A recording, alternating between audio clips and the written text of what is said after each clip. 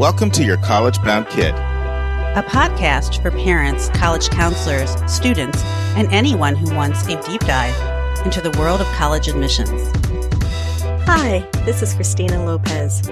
I'm an enrollment strategy leader and founder of the Dean's Desk. I spent 20 years in admissions and financial aid, most recently as Dean of Enrollment Management at Barnard College, with previous roles at New York University. Today, I help families evaluate the true financial fit of every college on their students' list before they apply. I'm Mark Stucker, and I'm the founder and producer. Our mission is to make college knowledge available to all. We care deeply about your kid. We believe college is a match to be made and not a prize to be won. We believe in being genuine and transparent. We are committed to covering a variety of topics, including the tough subjects. Thanks to your generosity, we're committed to providing a minimum of 10 hours of fresh, commercial-free content every month, with episodes every Monday and Thursday. We have a variety of co-hosts because we believe and value diverse perspectives. You're our listening family, and we get great joy every time we meet with you, as we do our best to give you tools so your students can soar and reach their limitless potential. Good afternoon, friends. Hopefully you had a great July 4th, great time with family, whatever you did, watch the World Cup, had some good eats. And if you're traveling right now, hopefully you're having safe travels. Travel's a little bit on my mind because two of the counselors that work for me at the counseling company that I started, they're traveling back right now from vacation. But I think we've got an exciting episode for you guys today. If you've been enjoying Christina Lopez, you're going to get a double dose because Christina's taken on two really tough topics today in two different segments.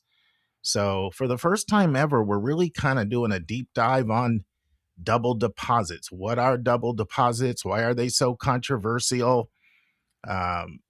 Christina kind of lit the internet up with some controversy.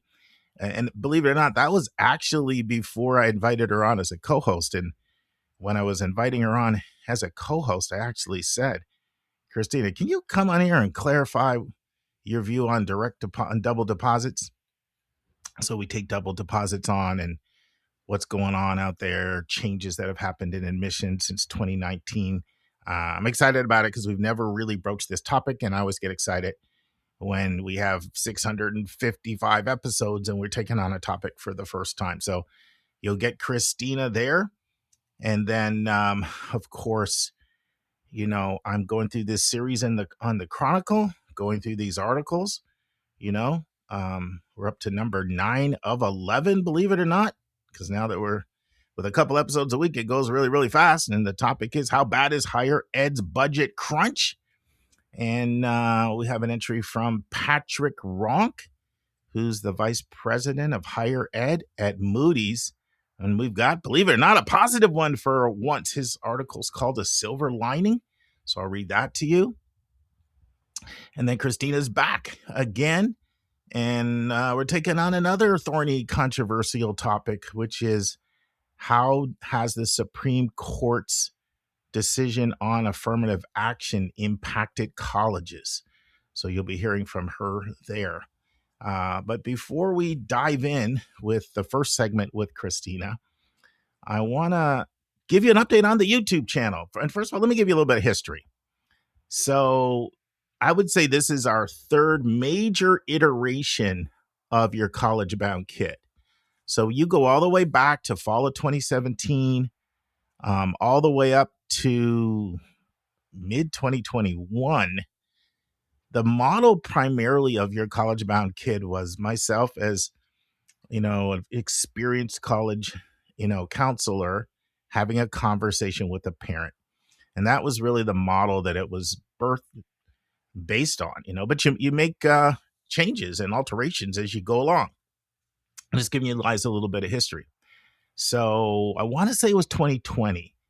I went through a phase where when I had a thought leader on to do an interview, I did a webinar afterward with that thought leader. And it was an opportunity for them to speak directly to people who had heard their content and were very interested. And I did 3 back to back to back. I had Sam Prouty on from Middlebury. I had Gil Villanueva on from Richmond, and I had Lisa Prescott from UCSB. And then we had a group of counselors meet. Now, how long ago was that? Well, since then, Gil Villanueva he was the chief enrollment officer at Richmond at the time. He went to Rhodes, where he was the chief enrollment officer, and now he's at Reed. So he likes those R schools, Richmond to Rhodes to Reed. So it was 3 schools ago for Gil. It's a while ago. But what happened in that follow-up webinar was more than half the people that attended were college counselors. So I had a real epiphany at that time. And I said to myself, snap, we're attracting a lot of college counselors coming on for more professional development.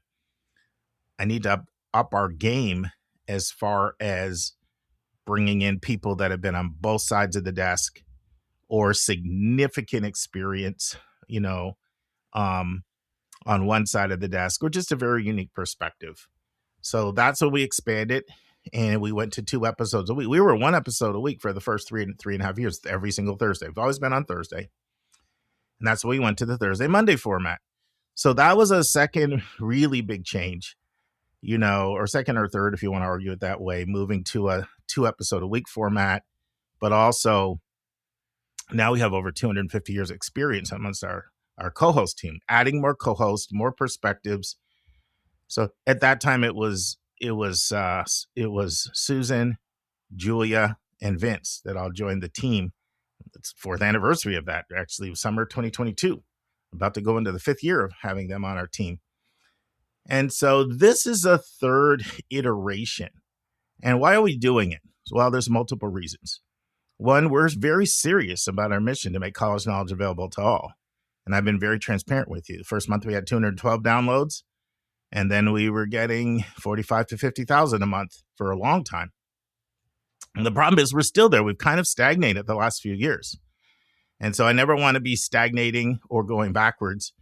And why is that? Well, one of the reasons, of course, there's a lot more podcasts on now. So a lot more, it's like there's 2 pizzerias in town and then there's 20. So maybe some of the listenership gets divided. I'm sure that's part of it. But some of it also is there's been a huge move toward video podcasts. Multiple years ago, and I never really adjusted to it. And I get it because honestly, I watch video podcasts over an audio podcast. I'm working away, have it in the background. I like to look up. I like to see the body language. We learn non-verbally. And so that's part of the movement. Now, there'll always be a demand for audio podcasts because part of the, unique appeal of podcasts is the multitasking component, right? You can be in the car. You can be shopping. You can be doing your chores. You can be walking. So that's always going to be there. And a lot of times people even will listen to the video podcast as an audio podcast. So that's part of it is we want to reach more people and we don't want our numbers to stay the same. And also we need to stay in touch with the times. And if people are moving in that direction, then we need to do it. And I'm also not afraid to try things. So I want to tell you a little bit more about where we're at because this is a major change for us. I still can't give you our exact launch date. All I can do is tell you it will be July between the 21st and 29th. I can tell you that. Let me tell you a little bit about the format, at least we're starting with. So we have 3 series that are happening simultaneously. We have a series called Grinding My Gears. What's Grinding My Gears? And that's just because you guys love that series. You've always said that you do. And so we're bringing it video style. And we have 2 versions of it. We have What Grinds Our Gears as counselors and admission professionals that students and parents do. Now, you want to listen to that and you want to eschew these behaviors because you can bet that if these things grind our gears, they grind the gears of admission officers. And we have current admission officers on our team. And so you need to listen and say, okay, don't be that dude. Don't be that dudess when you hear the things that grind our gears that students and parents do. And then we also have What Grinds Our Gears that colleges do. That's more of, empathy. If it's grinding your gears and you hear it grinds our gears too, it's kind of empowering. It's kind of nice to know I'm not the only one that's rankled by that. So that's one series, the Grinding Our Gears series. And the difference with YouTube is most of the videos are short. And I'll say a little bit about that in a second. The second series we're doing is just commonly asked questions that we get in admissions, we get in college counseling. And I put together a list of over 100 of them. I put them out to the team and I encourage the team that they can add additional ones that I didn't think of. and those are already coming back. Each one of these is going to be its own video. And then the third series, and I think about this stuff all the time. So just over the last week, I've been thinking, what are the biggest trends I've seen in college admissions in the last few years? And I've got 19 that I've come up with already. So each one of those will be their own video. And then we have, that's all what we call short form content. What do I mean short form content? Listen, we know you're busy. We can't expect you to listen to a Monday and Thursday episode, which are long. They're going to be a little shorter with us going to YouTube, but they're still long compared to other podcasts. So this is short form content between 6 and 21 minutes. That's how long these videos are. And most of them are closer to 10 to 12 minutes than they are to 21. But they can range from 6 minutes to 21 minutes. And so far, we've already recorded 11 videos on the Grinding My Gears series, 11 videos on the frequently asked questions that we get all the time from students and parents. And so far, one video has been recorded on the trends. That's just so far. And the other thing is long form interviews. So most of the time, not always, but most of the time, our interviews are going to first go to YouTube. And then you'll come over here. Not always, but a lot of the times they're going to start at YouTube. Speaking of which, will we have overlapping content? Sometimes, but not very often. The interviews will be the place where you'll see the most overlap. A lot of the interviews will go on YouTube. If you prefer to watch it there, go there. If you like to watch it as an Audible, you'll get it also on the Audible podcast. Sometimes we'll run content outside of the interviews on both the YouTube channel and over here. I'm mostly trying to have different distinct content. But for example, the segments with Christina today, I want to take those to YouTube too. So what I'm going to do is if there's ever content on the Audible podcast, other than the interviews, but there's ever content on the Audible podcast that is also on YouTube, I will let you know. So that if you're someone who wants to devour all of our content, I don't want you to be like 5-10 minutes in and be, I've already heard this. Nobody likes that. So if you're hearing it on the Audible podcast, other than the interviews, which I say many of the times, because I always they'll go first on YouTube and then they'll also come over here. And we call that long form content. We're shooting for one long form video a week, which is basically an interview. And then the short form content, that 6 to 21 minute stuff, that's going to be, our plan is to do it daily. Now, I know what some of you are thinking, why have you done 25 videos already? And there's a reason for that.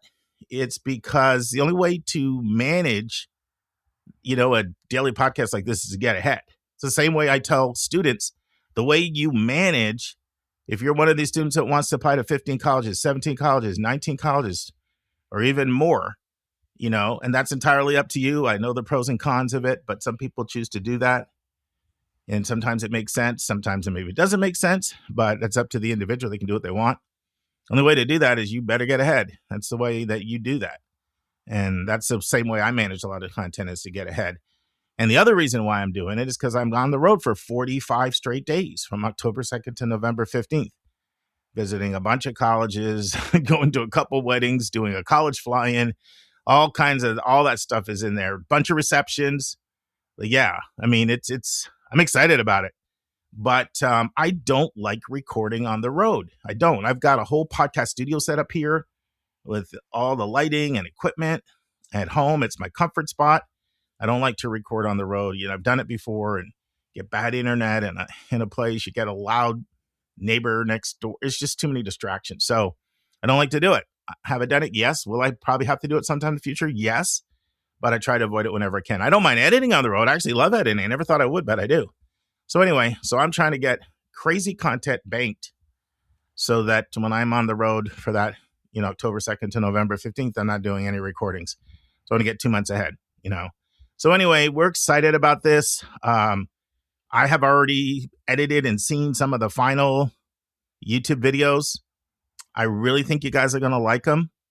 And I'll let you know our launch date, but I thought I'd give a little bit more of an overview of the why, the when, the how, The one last thing I'll say is the same co-hosts you've seen, you're going to continue to see.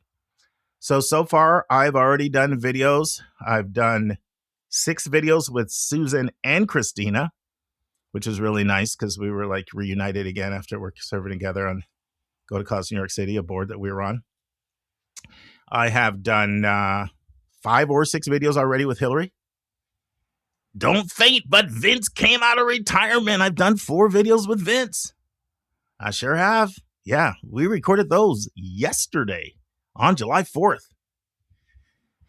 I have done 4 videos just with Christina and I, the 2 of us. And I've done 4 videos just with Susan, So I've done some with Susan and Christina, some just with Christina, some just with Susan. And Carter is on the calendar for 3 days from now. And Kate is on the calendar for a few days after that. And both Lisa and Linda will also be appearing. They've already committed. They're just not scheduled yet. So, and then Julia will be on in a pretty significant way in 2027. So that's what you have to look forward to. Anyway, without any further ado, let's transition to Christina and I talking about a wide range of topics. Double deposits. What are they? Why are they controversial? How did she step in it and blow the internet up? How does she want to clarify what she said and how it was misperceived? And why has admissions been the wild, wild west since 2019? Those are all things that you'll hear. Without any further ado, let's transition to a conversation with Christina. All right, friends, this is not a question from a listener, but I've been wanting to talk about double deposits for a long time. And sometimes we'll throw out the term double deposit. We've never really done a segment on it.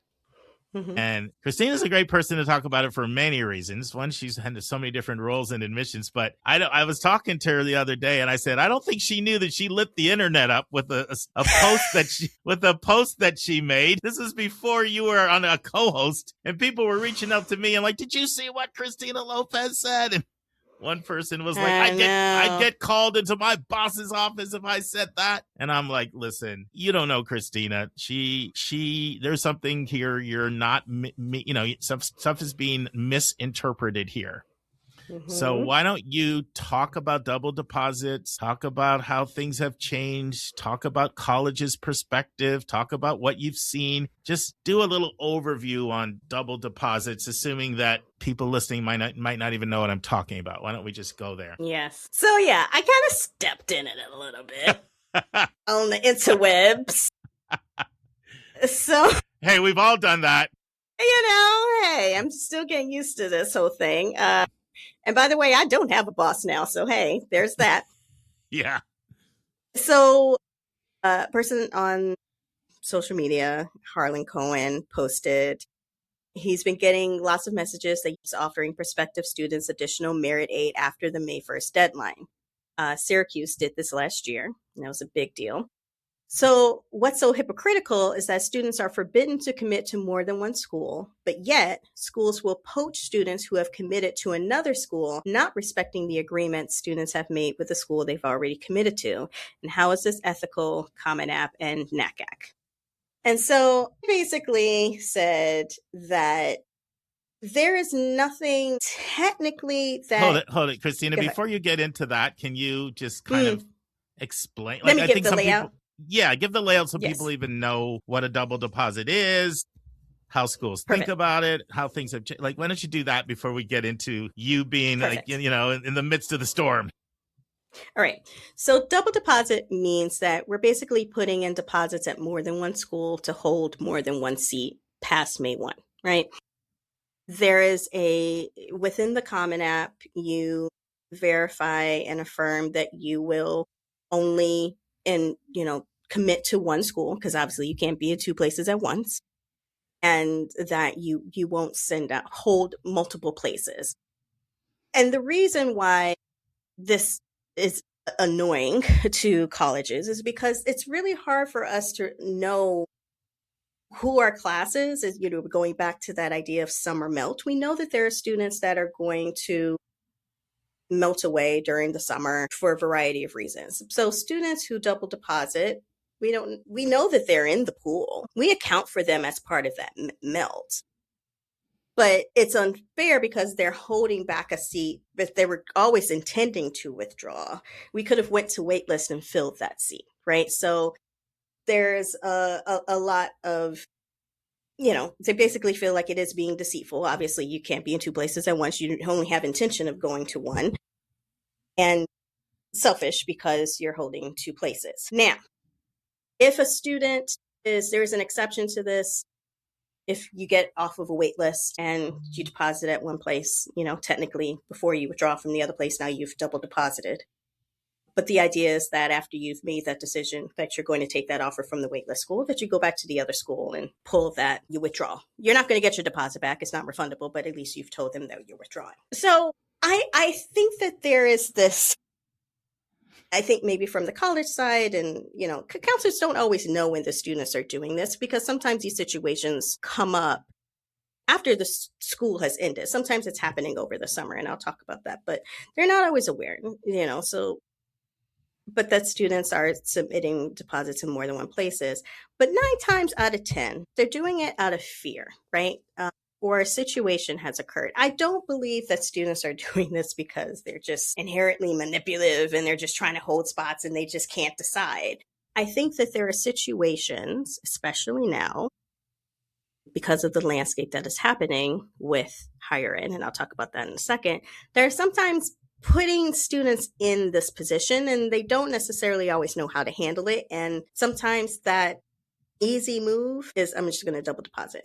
So I am not advocating for students to double deposit in any way, shape, or form. There is always a way around this. But I do want to highlight the board because sometimes that obvious move is the one that ends you in checkmate. But if you don't understand what's happening with the board and understand how all of the players are moving, then that next obvious step feels like the only one that you have. And I think sometimes with students who double deposit, that's what they're feeling, right? So part of the other half of this post was that these are schools that are going out with merit awards after May 1 to students who are not on their wait list. They're going out with these merit awards to students who they admitted who either declined or most likely just didn't respond. And they're saying, hey, if you're still interested, here's an extra $25,000 a year if you want to come to the school. Now, a couple years ago, NACAC underwent a huge change. They had a document that was called their Guide for Ethical Practices. And unfortunately, it was eliminated under the Department of Justice. There was a lawsuit that the Antitrust Division brought against the Code of Ethics and Professional Practice. And they brought it because they figured you are tampering with the free market, right? Now, you're talking 2019. You said 2000. It was 2019. Okay, yeah, sorry. Yes, not 2000. I meant 2020. Yeah, 2019. Sorry. It's okay. 2020. Okay. People should know. It feels like 2000 feels like yesterday, but yes, no, it's 2020. Yeah, so listeners, NACAC had more of a governing role, National Association of College Admission Counselors, of being somewhat of a referee and enforcing policies and procedures that we all could live by. And that it almost, if you follow athletic recruiting, it's almost similar to what's gone on with there, right? Transfer portal. Now it's like the wild west out there. Exactly. So there were 3 rules from that document that had to go away. That schools could not recruit students after May 1st. So they now can do that. So the old rule is once a student committed, deposited, the schools had to stop recruiting them. That is no longer the case. We can market, email, call, even offer sweet deals to students who have already said yes elsewhere, even if they're not on our wait list. 2, offering incentives to ED applicants. Now, if you want to say you have access to better housing or scholarships or enhanced aid or what have you, feel high early decision, they can do that too. And then the last thing is that you couldn't poach other students who were at other schools. So, for example, I can now recruit transfer students. So if you're enrolled at a college, I can send you marketing that says, hey, do you want to transfer, right? So basically, in the past, May 1 was that deadline. You made a decision. This is where you're going to go, the end, right? And now the referee is off the field. So that is why you're seeing colleges that are going out with these merit awards after May 1 and all of these other things. And this affects summer melt, as I mentioned. Colleges are right now under this tremendous pressure because we are in the middle of this enrollment cliff. Basically, the number of college-going students, high school students, is declining in this country, and it will be on a decline for the next 10 years. And so the ocean that held all the fish that we were all fishing from just got less fish, right? So that affects every single school. In addition, international students aren't coming over the way that they used to because of all the immigration policy changes. The tuition is now higher in many places. And even with that, schools are trying to, how they're doing hiring freezes, they're laying off people, they're trying to lower, but they are where they are. The Trump administration has now put on an endowment tax. So there was always an endowment tax, but it was like 2%. And now it is 8%. Based on the scale of what your endowment is. But there are schools that have 3,000 or less students are exempt. But that's a huge drain on their finances now. Not to mention just general cost Christina, of can I ask living and something? things You have say gone there was up. always an endowment tax. Like, I don't remember. There was the version that came in 6 years ago or so. There was two, but before that, there wasn't an endowment tax, right? Like, that was the first time. Yeah. Correct. So it's not Correct. like always like it's been around for 50 years, but it's not new. Yes. Yeah. Correct. But Yes. the jump from 2 to 8% is significant. Sure. So all of these things are converging at once. And it is making the marketplace extremely volatile and really difficult to enroll your classes. And because of these things, especially now with the PLUS loan changes that we talked about, a lot of schools are going to see their yield dip, their enrollment dip, and some of these smaller schools might close, right? Mm-hmm. So schools are kind of doing what they need to do to keep the lights on. Yeah. And that has put this pressure on a lot of schools to do things that they wouldn't have done prior to this 2020 change, right? I don't think it was the document that kept the schools in line. I think everyone wants to do things ethically, but coming off of the pandemic where you were already hit with a lot of financial difficulty and now having all of this, it's now a bit of survival. And so in some ways they are creating the conditions and where students are finding themselves in these precarious situations where it feels like double depositing makes sense. So if I'm a student, I have settled on a school, regular decision. Maybe it's not my first choice school, right? Because regular decision's really hard now for a lot of schools, and maybe they're not as emotionally attached, but they've committed somewhere. And now another school says, hey, here's $25,000. I know you said you didn't want to come, but here's some more money for you to consider. Well, now they're like, well, that sounds nice. And now the school is saying, okay, but you have 3 days to decide. They put these very short timelines on it. So now you may say, okay, well, I want to go to the current school that I'm committed to and ask their financial aid office, can you give me more money? Well, they may not be able to get back to you within that same time frame, right? And so here comes the difficulty, the dance of like, oh, well, I don't want to lose this opportunity, but blah, blah, blah. And students don't know that they could ask for an extension. And so sometimes this may happen in June, July. Sometimes the school is closed. They can't get a hold of their college counselor because they very much need that break. And so they're kind of navigating it on their own. And so, yeah, maybe sometimes that double depositing feels like the obvious choice. It's not. Because the opportunity here is you have an opportunity to kind of figure out how you can make this work for you, right? So school over here is offering you more money. School that you've committed to, they might be able to come up, but they probably need time to figure that out. Go back to the school that gave you the $25,000, ask for an extension. After that extension is over, you could probably ask for another one, right? But you have to know that you can ask. And so it gives that other school time to figure out, can we match? Can we do something? Can we offer it? And then you have time to make a decision. It gets really dicey if the schools aren't willing to budge on that. And so if that's the case, then yeah, you have to make a decision with the information that you have.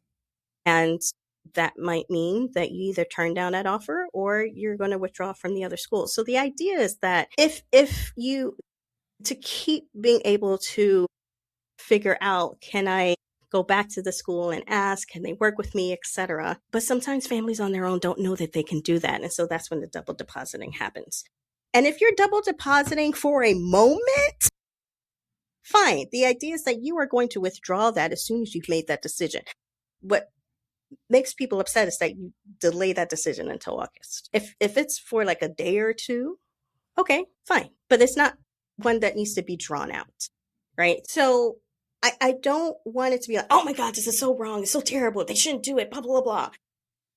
It's sometimes unfair based on what's happening right now, that the student has to be the one that's put in the unfair position, right? But in the end, yes, if you are double depositing and the school does find out, they can rescind that offer of admission. And so that's where you find yourself in checkmate. And that's why it's not worth it to do, right? But no one is wrong. No one is bad here. Everyone is trying to make the best decisions they can with what they have. Double depositing isn't the answer, but it's also a matter, and if you understand what's happening with the financial aid and why schools are doing what they're doing, then you won't have to be put in a position where you have to double deposit. And that's what I was trying to say. But my ADHD brain sometimes moves faster than what I type. I think that, so if I can be honest, I think this explanation was a lot better than what came out in print. But also in print, you had like 3 lines. And here exactly. It's social media.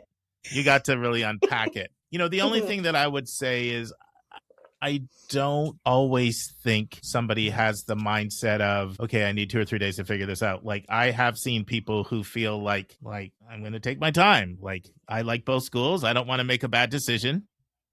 Mm-hmm. And I don't necessarily feel a sense of urgency to pick one over the other.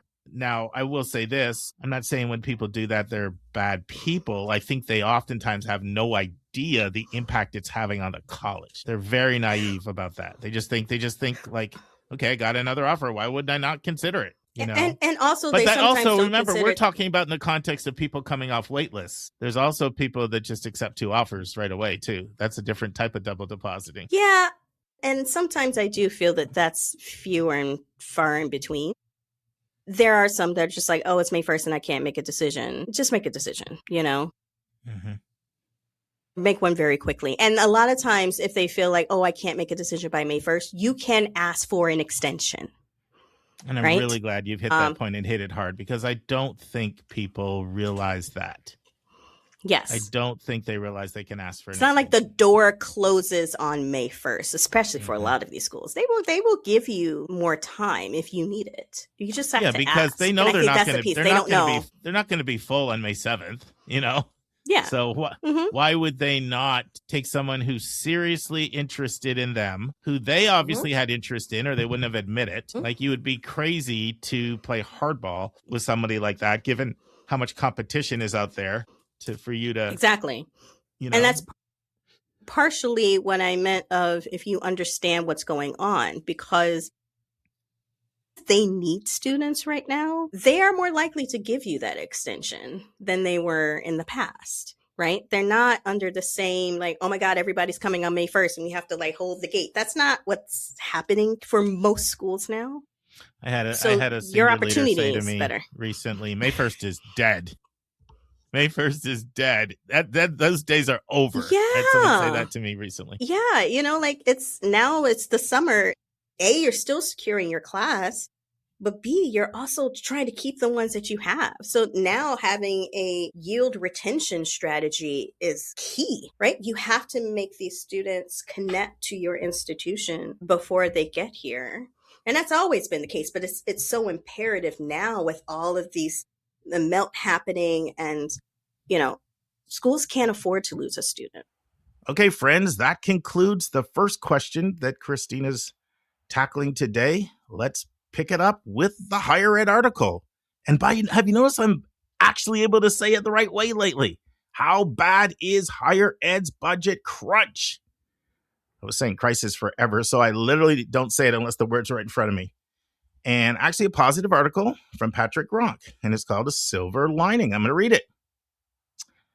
For 2026, Moody's kept its outlook for the sector negative, projecting revenue growth of about 3.5% for the year, a decline from 2025, with weaker pricing power and enrollment uncertainty constraining many institutions. At the same time, we projected expenses to rise about 4.4%, outpacing revenue and compressing margins across the sector. How serious is the crunch? For many institutions, the budget pressure is enough to force structural decisions rather than temporary belt tightening. While public flagships and the strongest private brands continue to see robust demand, institutions with weaker brands in demographically declining regions face significant enrollment and tuition revenue stress. I know what you're thinking. Stuck, this doesn't sound like an uplifting article. All right, let's keep going. More private universities face deficits. That dynamic helps explain the wave of staff reductions, program reevaluations, and the credit deterioration in the sector. What are colleges doing? Well, they're reducing expenses, they're pausing or reprioritizing capital spending, and better aligning program portfolios with student demand and workforce outcomes. We're also seeing early retirement incentives, staff downsizing, benefit adjustments, vendor renegotiations, and in some cases, mergers or cost sharing to achieve economies of scale. On the revenue side, institutions may need to rethink graduate program pricing and structure through shorter degree pathways, partnerships with employers, or alternative financing models. Higher ed's future is likely to be more stratified. Strong brand and well-resourced institutions, they can absorb shocks, while smaller or regionally constrained institutions face more difficult trade-offs. Still, there is a silver lining. Balance sheets remain generally strong, supported by investment returns and philanthropy, giving many institutions time to adapt. If the current squeeze accelerates operational discipline, clearer program value, smart cost structures, and more credible student outcomes, colleges may emerge leaner, more focused, and better aligned with students' economic realities. That's Patrick Gronk, VP on Higher Ed's team at Moody's. Next up, we'll have 10 of 11. One that gets a little bit more on the bleak side. It's called Austerity Isn't Enough. And that's by Rebecca Given.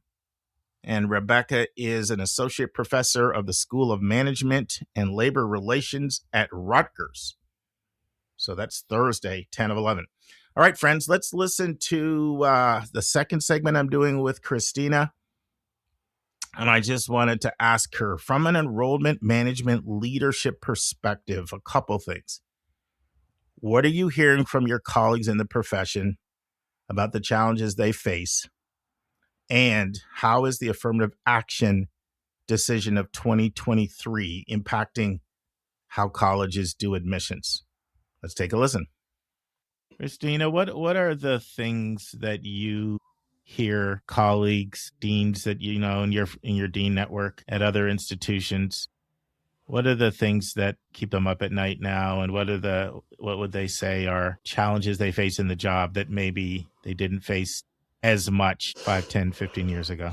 What would they say? How do you think? I think for sure the changes to the PLUS loans are what's keeping them up, and how that's going to affect their yield and projections. You know, there was a point, I think part of the problem with this bill is that all of the information is coming out piecemeal. And so financial aid offices are being forced to build and correct systems to make them compliant to the new rules. And usually you have a bit of a runway. Usually it's a good 8-10 months to do it. Then I have 2, right? And there's proposed penalties if you don't. And so, but you're getting the information piecemeal. There was at one point where we didn't know if current PLUS loan holders were going to be exempt from this new policy or not. And that was freaking out people, because now it's either your incoming class or it's everybody, because you have to take out new PLUS loans every year. And so that was really going to hit retention. And so everything, there's things that are changing with the Pell Grants. Schools that have graduate programs, their loan limits are being changed depending on the program. And that's primarily how a lot of students fund graduate school. Yeah, Grad Plus. Yeah, well, not Grad Plus is gone. Yeah.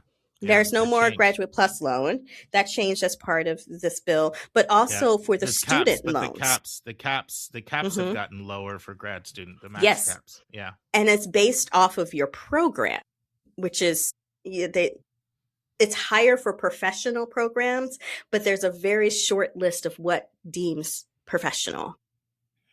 And so all of those changes within the financial part are what keeping folks up at night.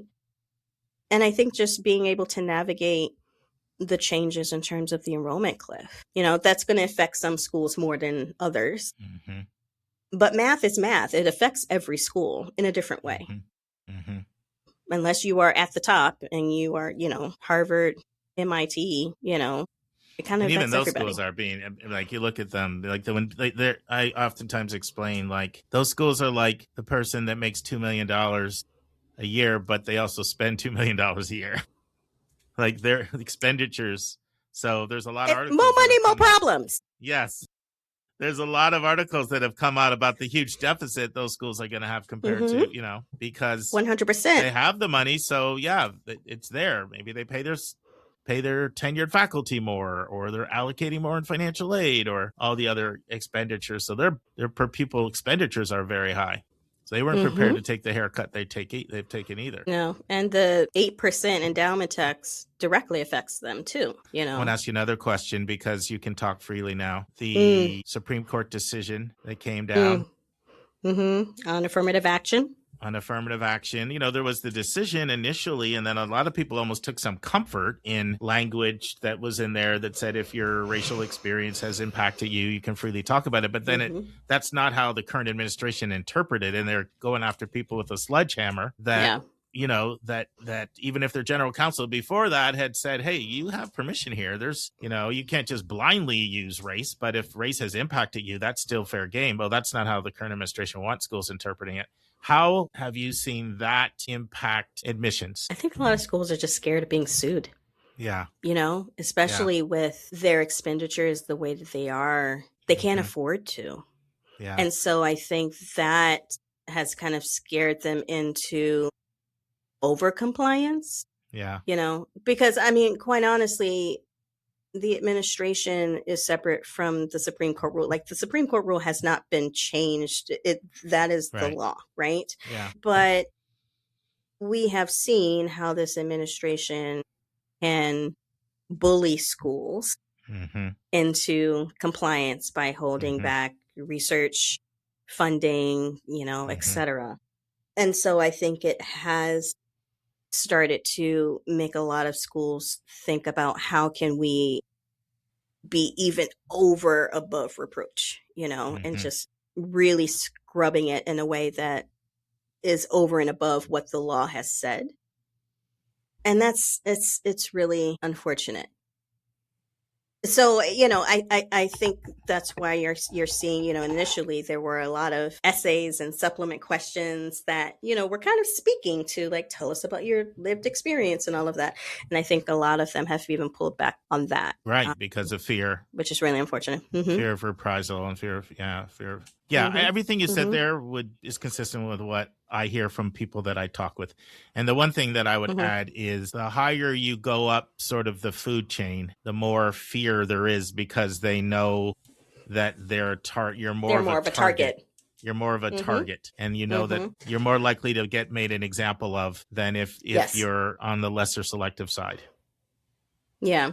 I think the other unfortunate part of this is I read an article that there are students who are now underreporting their race on the application. So just to be clear, the ruling said that schools cannot use race as a considering factor in the application process. That does not mean that we don't collect the data. We just don't see it when we're reviewing applications. So that part is scrubbed from the application. The application readers don't see it, but it's still collected on the back end in the common application because we do have to report racial statistics to the government, right? So there is a lot of data that institutions have to report, and that is a category. So we need that data. But because of all of this fear around it, and this was one of the things that schools really faced when the ruling came down initially, is that students were afraid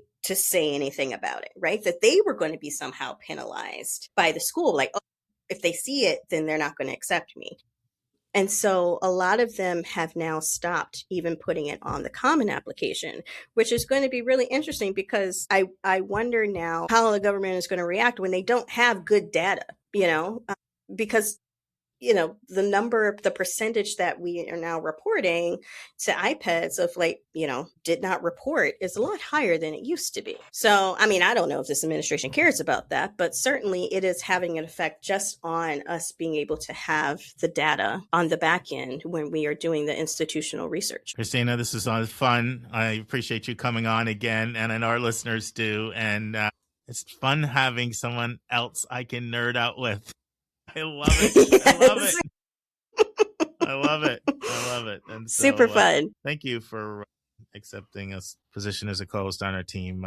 Absolutely. This is so fun. Yeah. I put it out into our co-host group message, and everybody was so happy when I announced it. So, and Christina, you know Susan, in fact, from working together. So so that's one of the first things Christina said. Susan's a co-host.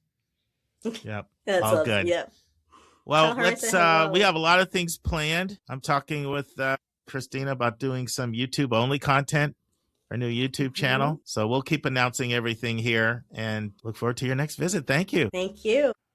All right, friends, on Thursday's episode, we're going to have a brand new interview, and I'm going to make you wait to see what it is. I like to have a little bit of suspense sometimes to tease it out there. The one caveat I have to say is I'm recording this interview on Wednesday, and I'm hoping I can edit it, turn it around in time to get it to you on Thursday.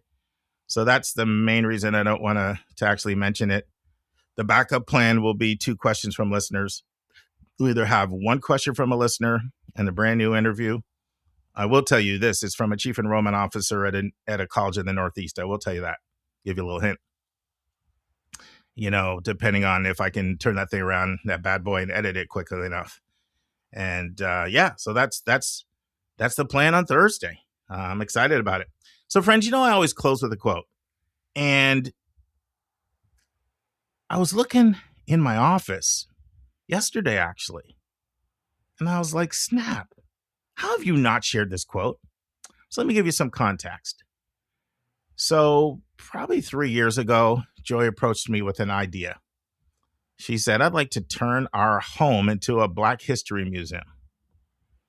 She said, I'd love to do design, and I'll get the framing, and we can basically take every single historic person for the last hundreds of years and put them on the walls, including some memorable quotes. So I like the idea, and kind of really glad I did that. It's the first thing anybody says when they come in our home. It's a huge conversation topic. In fact, a lot of people try to guess who's that person. Who's that? It's pretty funny. So if you've ever done a Zoom call with me, I'm either on my deck or I'm in my office, my studio. And behind me are a whole bunch of pictures of famous Black Americans and some quotes. And because it's behind me, I don't really think about it that much. But I was looking at one and I'm like, why have I not read that quote on the air? In fact, I've even done features on Martin Luther King and haven't read this quote. So I close you with this quote, which is literally behind my back in my studio, in my office. And this is it by the great Martin Luther King.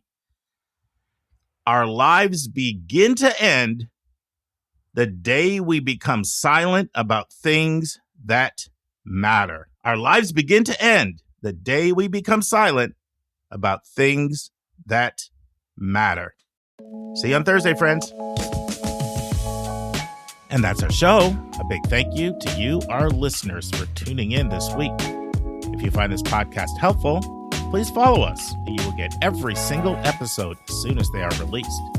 If you want to support our podcast, you can click the share button and send it to your friends and acquaintances. You can say positive things about YCBK on social media, and you help us stay commercial-free and pay our staff by donating at yourcollegeboundkid.com and clicking the donate button. You can write a review for us on Apple or Spotify. If you have a question or suggestion, just go to speakpipe.com/YCBK, hit the orange button, and speak, and we will do our best to get your question or your comment in your own voice on an upcoming episode. I'm the producer of the podcast, and I live in Metro Atlanta. We have a fantastic team that has over 200 years of admission and counseling experience. Shout out to our co-hosts, Susan Tree in Pennsylvania, Lisa Ruff in North Carolina, 2 admission officers from Colorado, Hillary Dickman from Colorado College, Kate Strickland from CU Boulder, Vince Garcia in California, Julia Esquivel in Massachusetts, Linda Depker in Missouri, Andy Strickler, the Chief Enrollment Officer at Connecticut College, Keith Einstein, the Chief Enrollment Officer at TCU in Fort Worth, Carter DeLauro, a co-director of college counseling in New York, and Christina Lopez, the former Dean of Admission at Barnard College, and our international college specialist, Kevin Newton from Dallas, Texas. Our stupendous sound engineer who makes everything happen is Nemanja Matvic from Serbia.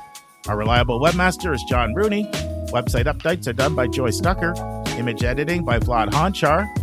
And what would we do without our volunteers? Guy Pillsbury, Sony Patel, and Andy Bernstein are all helping us with podcast marketing. Carolyn Wood, Mark Doniger, and Carrie Roberts book interviews with thought leaders. Amanda Dugan, Colleen Sinoki, Nicole Resch, Trevor Smith, Ryan Stepler, and Lynn Labash send thank yous to interviewees. If you want a coaching session with me, just text me at 404-664-4340. If you want to reach someone else on our team, all of our bios with contact info can be found at yourcollegeboundkid.com under the About YCBK tab. If you want to get our free monthly newsletter, YCBK Plus, it's also under the About YCBK tab. If you want to see our recommended books and websites, they are on our website under the Resources tab. While you're on our website, check out our hundreds of interviews in their entirety. Check out our college spotlights and our upcoming events and receptions. And you can now do searches for past content by using our new Explore and Topics tabs. We really encourage you to explore our past content. We have close to 1,000 hours. We think of you as our listening family, and we look forward to meeting with you every single Monday and every single Thursday.